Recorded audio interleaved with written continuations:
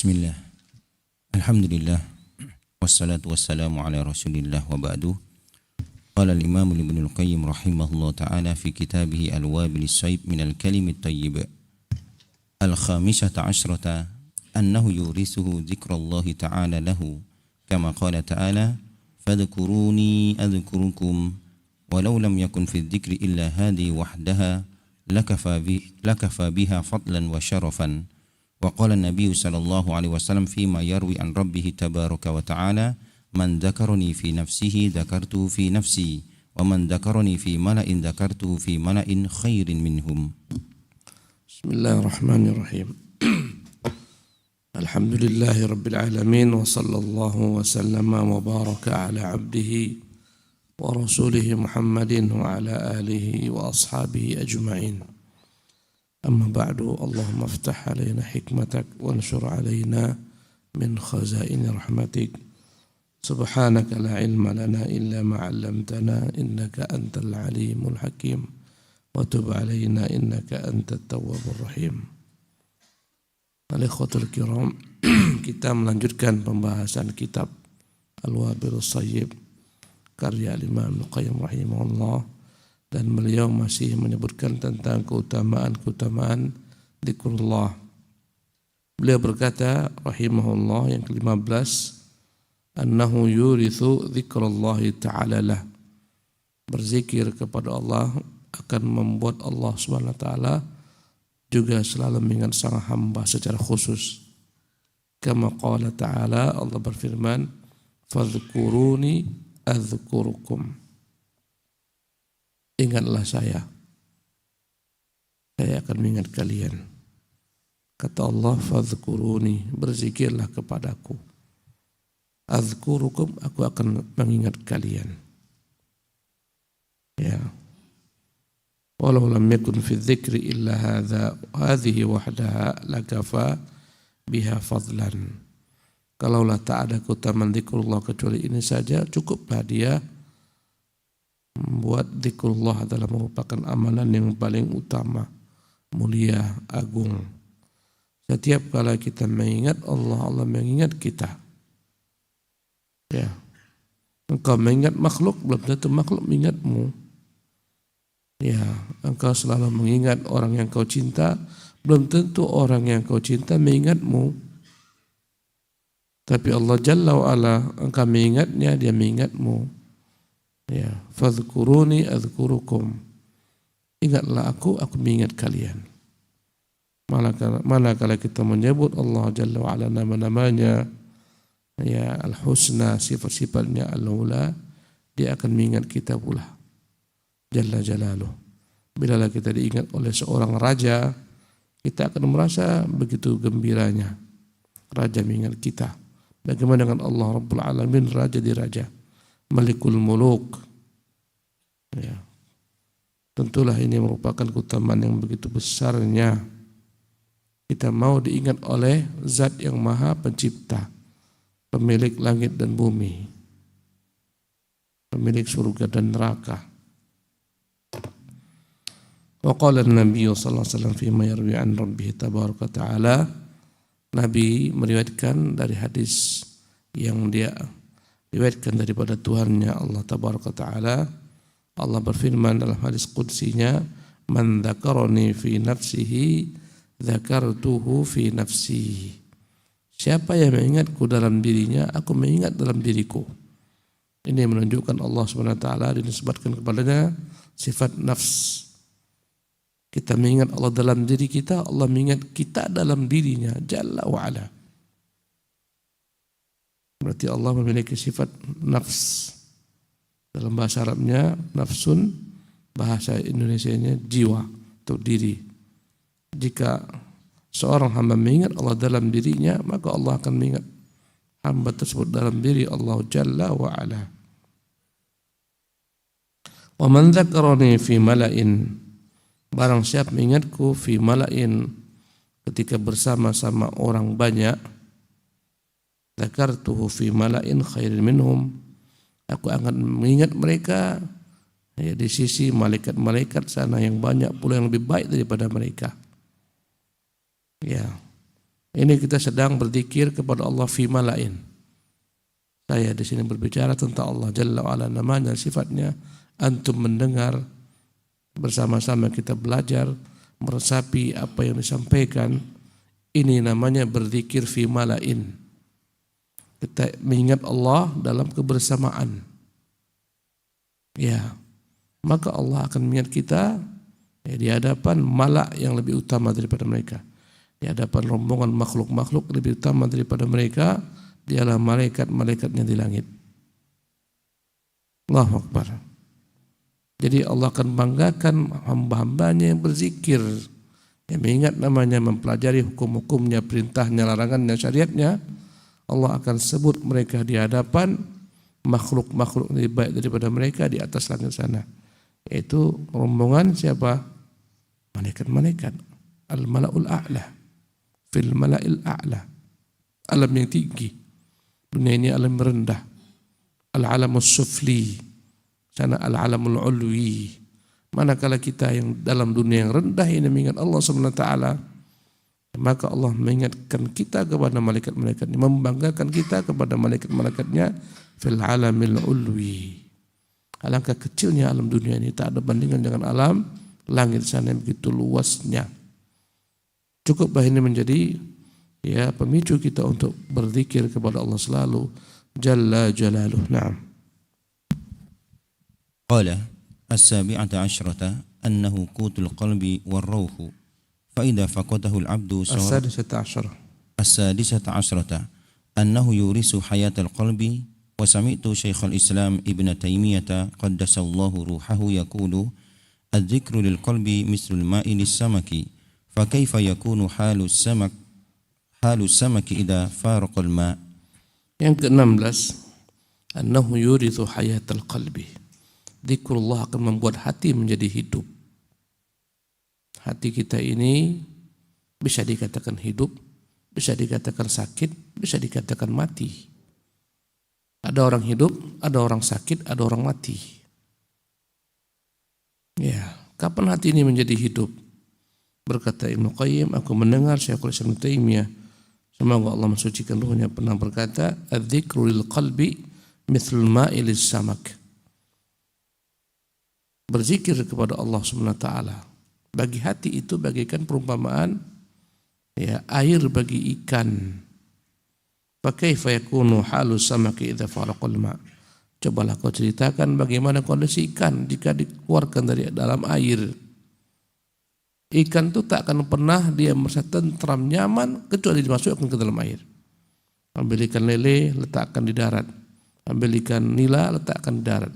Dia akan menggelepar-gelepar ke kiri ke kanan, membalik, tak nyaman, galau. Sampai dia menemukan air. Perumpamaan yang begitu indah.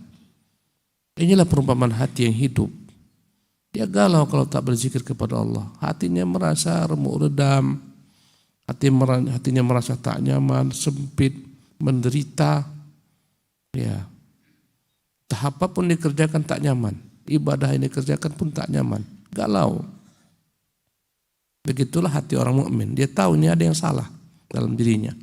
Mungkin ada maksiat yang dia buat sehingga Allah Subhanahu wa taala membuat dia tak nyaman dalam beribadah menyembah Allah Subhanahu wa taala. Kadang-kadang kita merasakan ibadah kering tanpa makna. Kenapa? Ada yang salah. Ya, mungkin kurang zikrullah, hati kita lalai, mungkin hati kita terinfeksi syahwat. Ya. Karena penyakit-penyakit itu kelalaian. Ya, penyakit hati itu syahwat. Ya, akhirnya merasa tak nyaman dengan zikrullah. Bagaikan ikan tak nyaman berada di luar air. Sampai dimasukkan ke dalam air baru dia akan tenang. Hati ini dihubungkan dengan Allah, dengan berzikir kepadanya baru akan tentram. Ala bidzikrillahi tatmainnul qulub. Ketahuilah, hanya dengan berzikir kepada Allah hati akan menjadi tentram. Hati yang tak berzikir kepada Allah adalah hati yang lalai. Al-ghafil, orang yang lalai. Wala takunu minal ghafilin. Jangan kalian menjadi orang-orang yang lalai. Hati ini adalah hati yang sakit. Bila mana berketerusan tak diperbaiki, tak dibenahi, tak diterapi, tak diobati, hati ini menjadi hati yang mati.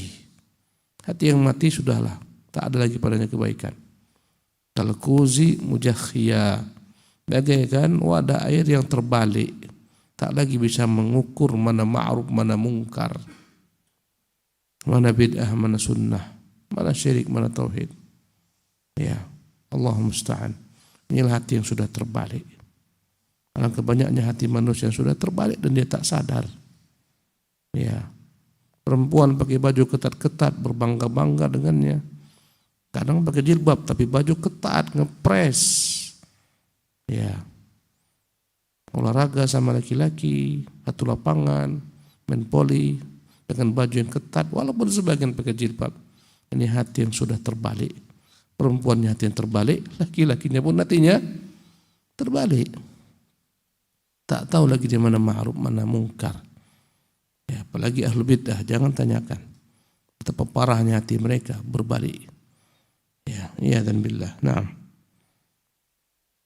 Qala as-sabi'ata asyrata annahu qutul qalbi war-ruhu fa idza war-ruhu annahu qutul qalbi war-ruhi war-ruhi fa idza faqadahu al-'abdu sara bi manzilatil jismi idza hila bainahu wa baina qutihi. Yang ke-17 keutamaan zikrullah annahu qutul qalbi war-ruh.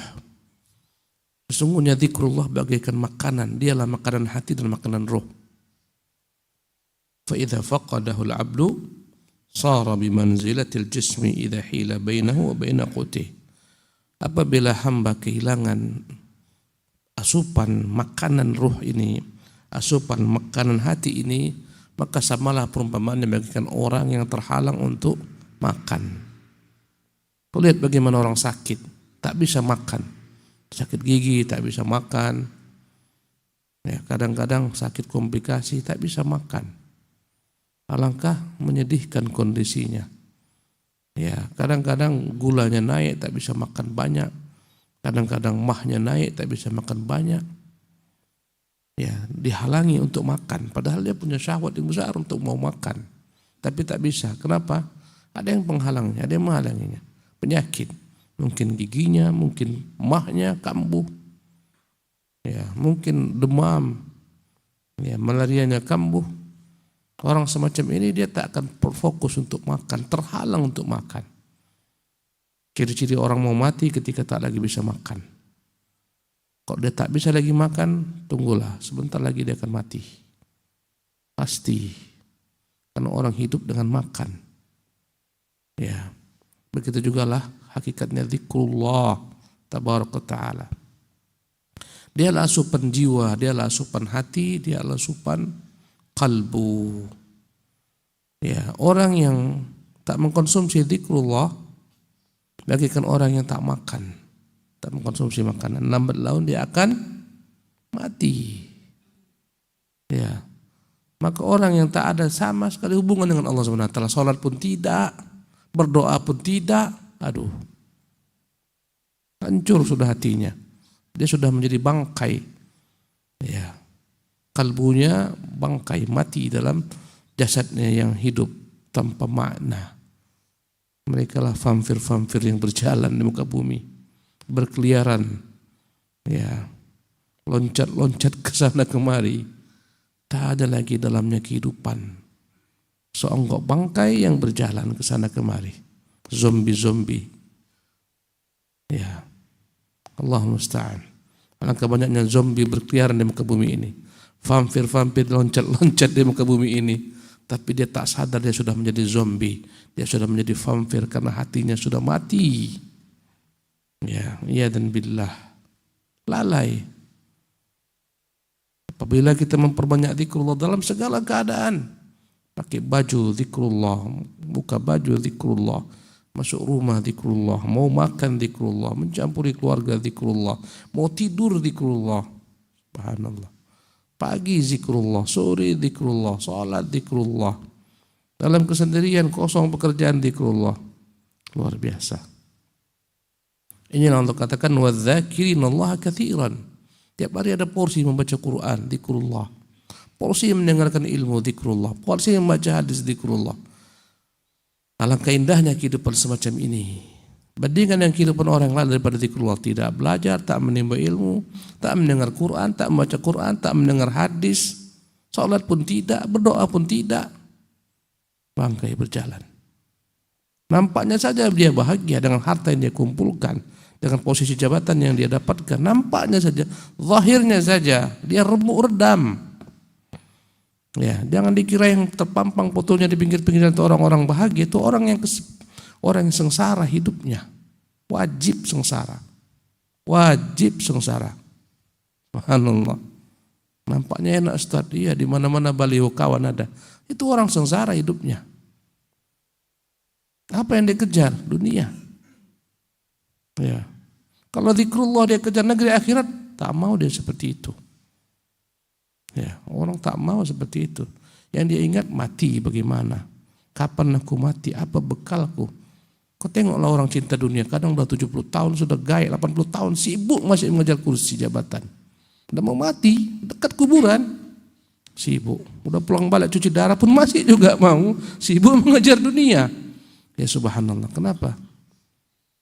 Asupan iman yang kurang, asupan ilmu yang kurang. Semakin orang belajar tentang Allah, tentang agamanya, tentang negeri akhirat, semakin dunia ini tak ada apa-apa baginya. Ya. Bukan maknanya tak ada apa-apa dia tak mencari, dia mencari tetap sebagaimana biasa berikhtiar bekerja, tapi tak di situ hatinya. Ya, hatinya di langit dia gantungkan. Dia bergaul bersama manusia, tapi hakikatnya dia sedang senantiasa bermunajat dengan Tuhannya. Ya, inilah orang-orang yang dalam kenikmatan hidup di dunia, dalam surga di dunia sebelum masuk ke surga akhirat.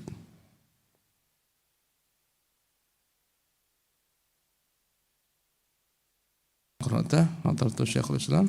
Fadhal. وحضرت شيخ الإسلام ابن تيمية مرة صلى الفجر ثم جلس يذكر الله تعالى إلى قريب من انتصاف النهار ثم التفت إلي وقال هذه غدوتي هذه غدوتي ولو لم أتغدى هذا الغداء لسقطت قوتي أو كلاما قريبا من هذا. Kata Ibnu Qayyim rahimahullah, hadartu Syekhul Islam Ibn Taimiyah marratan salal fajar. Aku pernah hadir bersama guruku Syekhul Islam Ibn Taimiyah. Saya lihat Ibnu Qayyim adalah murid yang paling dekat dengan Ibnu Taimiyah rahimahullah. Yang paling dekat dengan yang paling banyak menyerap ilmunya, yang paling indah bahasanya dalam menerjemahkan ilmu gurunya. Ibnu Taimiyah punya murid-murid yang banyak, ada Ibnu Katsir, ada Imam Zahabi, ya, ada yang lain-lainnya. Tapi yang paling menyerap ilmunya dalam subhanallah dan penjelasan yang paling indah adalah Ibnu Qayyim rahimahullah. Dia selalu menyebut gurunya, selalu. Tak kita dapati bagaimana murid-murid yang lain. Dia katakan, aku pernah hadir bersama guruku ketika salat subuh. Kemudian setelah salat subuh dia pun duduk sampai matahari meninggi. Kemudian dia pun menoleh kepadaku dan dia berkata, hadhihi ghudwati. Ibnu Qayyim, inilah asupanku, ini sarapanku ini. Hadhihi ghudwati. Ya, ini asupanku. Walau lam ataghadda hadzal ghada'a la saqatat quwwati. Sekiranya aku tak mengkonsumsi sarapan ini akan lemahlah kekuatanku. Au kalaman qariban min hadza, atau kira-kira seperti itulah maknanya. Ibnu Qayyim, inilah asupanku pagi hari, ini sarapanku ini. Kalau aku tak mengkonsumsi sarapan pagi ini, tubuhku lemah. Kalau kita sarapan paginya lain. Sarapan paginya ya benar-benar sarapan pagi yang hissi, yang konkret, roti jala, ya macam-macam, ya, nasi gurih, itu sarapan pagi kita. Pak tak sarapan pagi kerja pun lemas. Ya, Ibnu Taimiyah rahimahullah, sarapan paginya adalah zikrullah. Ini kita sedang sarapan nih sekarang. Kalau kita sadari ini sedang sarapan. Kau lihat bagaimana setelah kita pulang kajian, subhanallah, hati kita kuat, iman kita kuat, kita siap menghadapi kehidupan dunia ini. Coba kau tak pernah lagi sarapan semacam ini, apa jadinya hidup? Apalagi tak salat berjamaah, tak mendengarkan qala Allah, qala Rasulullah, habis. Jadilah kita apa? Zombie berjalan. Ya dan billah, luar biasa nikmatnya ini. Apalagi sebagian kita mampu duduk tetap di sini sampai naik matahari sepenggala, sholat 2 rakaat. Itu sarapan. Itulah kekuatan kita. Ya. Kita jaga 4 hal di pagi hari, Allah akan jaga hidup kita sampai sore nanti. Itu 4 rakaat dalam hadis yang sahih. 4 rakaatnya adalah 2 rakaat sholat fajar subuh dan 2 rakaat sholat sebelumnya sunnah fajar. 4 rakaat ini luar biasa. Ya, awal kebaikan pagi inilah kalau kita dapat pangkalnya kebaikan, Allah jaga sampai sore, sampai ujung kebaikan. Kalau ini lewatlah kita. Ya. Subhanallah. Naam. وقال لي مرة لا أترك الذكر إلا بنية إجمام نفسي وإراحتها لأستعد بتلك الراحة لذكر آخر أو كلاما هذا معناه. Berkata suatu ketika kepadaku guruku Ibnu Taimiyah, la atruku dzikra illa biniyati ijmami nafsi wa irahatiha. Aku tidak meninggalkan zikrullah kecuali untuk istirahat sejenak. Kadang-kadang kita baca Quran sudah berlembar-lembar terasa jenuh. Walaupun dia kalamullah nikmat. Ketika itu kita harus ganti dengan ibadah yang lain. Berzikir kepada Allah Subhanahu wa taala. Kadang-kadang berzikir kepada Allah Subhanahu wa taala ketika itu kita jenuh karena kita bukan malaikat. Malaikat iya, yusabbihuna al-laila wan nahara la yafturun. Mereka wajar bertasbih kepada Allah siang dan malam, tak pernah jenuh, wajar. Malaikat tak butuh kerja, malaikat tak butuh makan, malaikat tak butuh uang, malaikat tak butuh perempuan, syahwat, tak butuh anak. Kita banyak yang kita butuhkan. Sesungguhnya hidup ini ikhwati fillah, rahasia hidup ini adalah pindah daripada satu ibadah kepada ibadah lain. Pindah daripada satu penghambaan kepada penghambaan lain. Itu hidup orang mukmin. Lepas ini masing-masing kita kembali kepada tugasnya, bekerja. Niat kita lain bekerja untuk ibadah kepada Allah. Dengannya kita memuliakan wajah kita, tak meminta-minta kepada manusia, tak bergantung kepada manusia. Ya, sesungguhnya seorang mukmin hidupnya bolak-balik dari ibadah kepada ibadah. Pindah daripada satu ibadah kepada ibadah lain. Pindah daripada ibadah zikrullah, berinfak, bersedekah, pindah daripada sedekah, bersilaturahmi, pindah silaturahmi, berbuat baik kepada istri, kepada anak. Dari satu ibadah pindah kepada ibadah lain. Ini yang kata Allah, fa idza faraghta fansab. Selesai satu ibadah, berletil-letillah cari ibadah yang lain. Ya, karena itulah Allah buat ibadah itu beraneka ragam sebagai hiburan bagi hamba, karena hamba akan jenuh. Kau bayangkan jika perintah Allahnya sholat saja, orang akan jenuh. Ada sholat, ada zakat, ada puasa, ada haji, ada jihad fisabilillah, berbakti kepada orang tua. Aneka ragam ini Allah bukan buat sia-sia, supaya kita bervariasi. Kau bayangkan jika dari pagi sampai sore orang-orang di perkuliahan belajar satu materi dari pagi sampai sore, dia akan jenuh.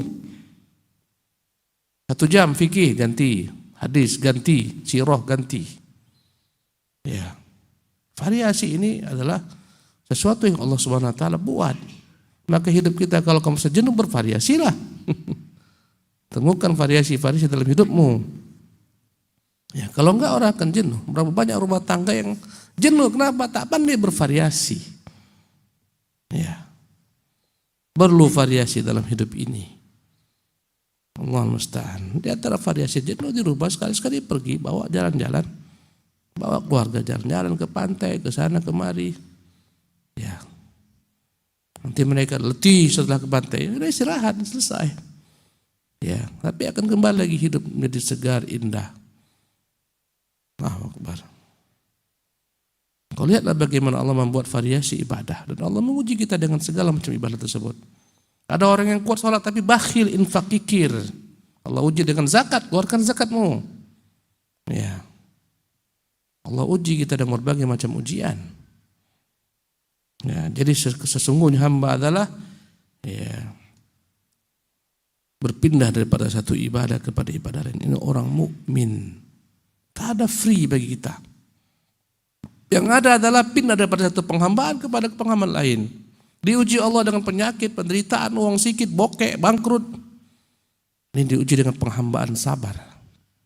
Bisakah kita menjadi hamba yang sabar? Diuji Allah ujian. Ya, diuji dengan berlimpah ruah rezeki, nikmat berlimpah ruah. Diuji dengan penghambaan syukur.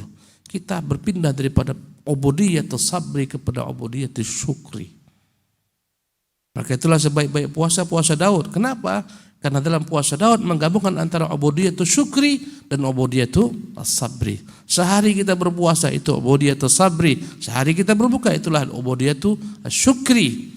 Dan hidup ini hanyalah antara syukur dan sabar, syukur dan sabar. Tergelincir istighfar. Itulah alamatus sa'adatil abdi, tanda bahagianya hamba. Ya, ketika tergelincir dalam dosa, maka dia berpindah kepada ubudiyatul istighfar, taubat kepada Allah Subhanahu wa taala. Hamba hidup di antara penghambaan kepada Allah dari satu ibadah kepada ibadah lain. Camkan. Maka tak ada bagi orang mukmin itu free dalam ibadah, enggak, hanya pindah-pindah saja. Bagi dokter ke rumah sakit mengobati pasien, itu ubudiyah jika diiringi dengan niat. Ya. Senyumnya kepada orang pun ubudiyah. Kenapa? Allah ridha. Kau bandingkan dengan senyumnya pramugari, senyumnya petugas-petugas hotel, senyumnya kasih Pak, sampai jumpa. Itu bukan ubudiyah, itu karena fulus. Coba tadi kasih gaji, merengut dia. Subhanallah. Tengoklah ramah-ramahnya pramugari itu. Terima kasih Pak, terima kasih Pak. Itu bukan ubudiyah. Kita tersenyum karena Allah Jalla wa'ala. Idkhalus surur, memasukkan rasa bahagia kepada orang mukmin. Itu bukan karena masalah sosial kemanusiaan, karena itu juga ada pada orang kafir. Karena ubudiyah lillah. Bukan hanya kita berinfak, orang kafir juga kuat berinfak. Kadang mereka lebih kuat berinfak. Ya, masalahnya adalah di niat. Niat kita negeri akhirat, mereka dunia semata. Allah musta'an. Jadi inilah kata Ibnu Taimiyah rahimahullah, aku meninggalkan zikrullah hanyalah untuk istirahat sejenak. Li asta'idda bitilka raha li dzikrin akhar, agar aku bersiap-siap untuk berzikir dengan bentuk yang lain. Atau kalaman hadza makna, atau kira-kira seperti inilah maknanya. Ya. Kita pindah dari satu ubudiyah kepada ubudiyah. Habis ini yang sempat sebentar zikrullah, berzikir baca zikir pagi, pindahlah daripada zikir mengaji, membahas tentang Allah Rasulnya, ayatnya, firmannya, perintahnya, larangannya kepada zikir pagi. Selepas itu pindah lagi kepada ibadah zikrullah dengan membaca Quran misalnya. Setelah itu pulang masing-masing pindah lagi kepada ubudiyah, mencari nafkah untuk anak istri, hidup antara ibadah kepada ibadah. Itu orang mukmin.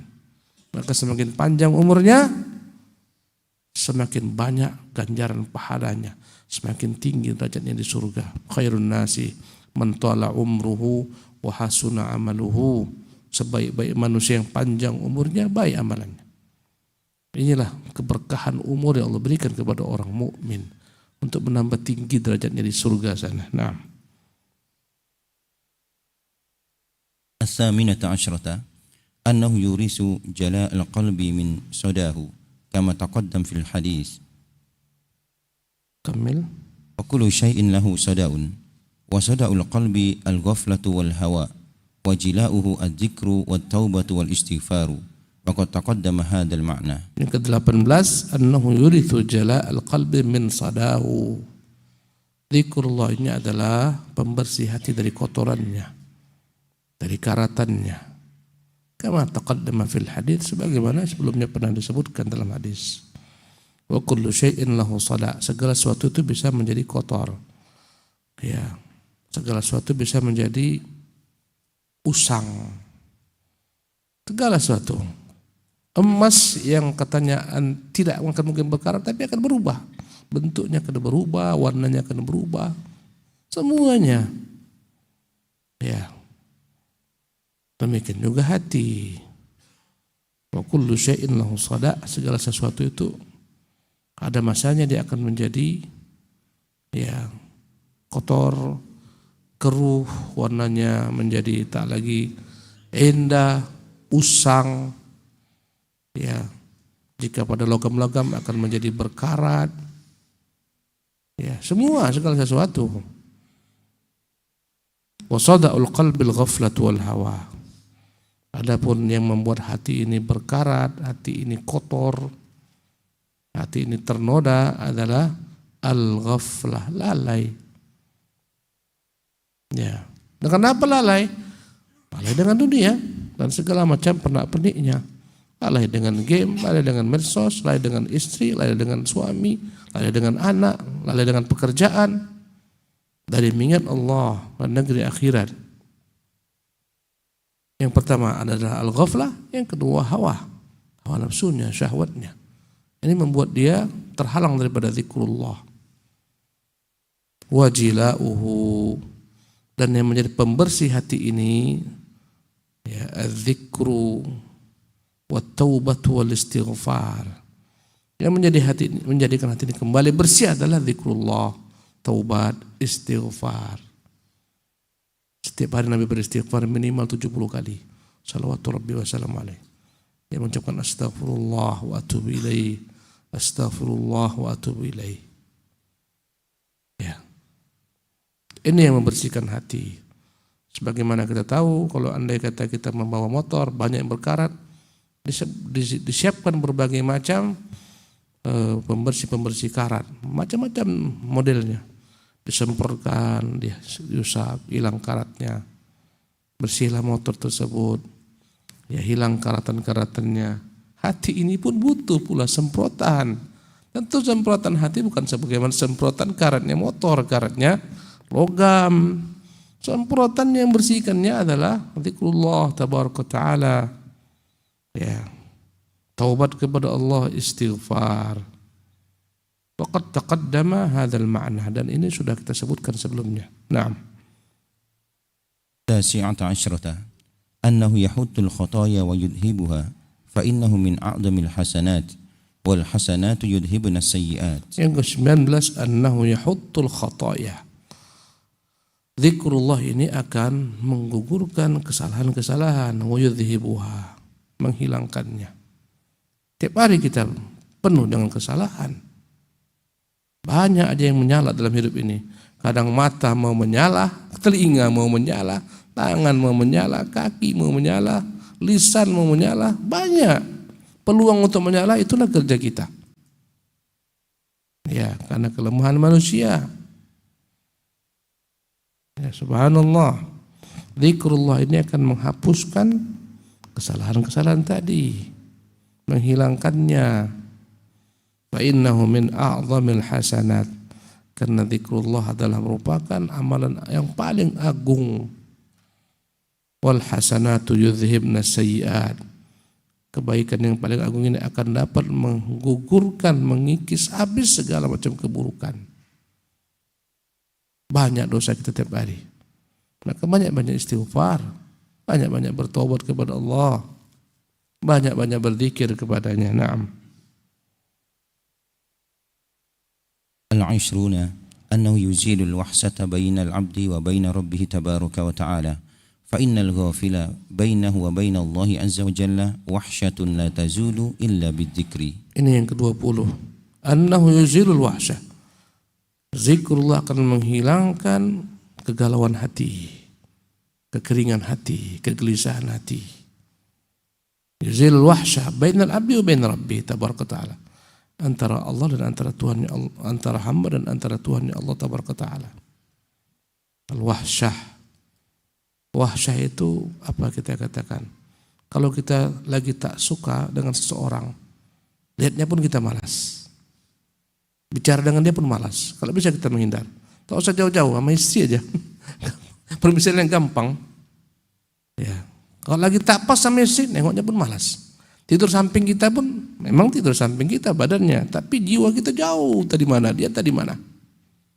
Bicara pun malas. Itu bahasanya wahsyah. Apa bahasa Indonesia itu?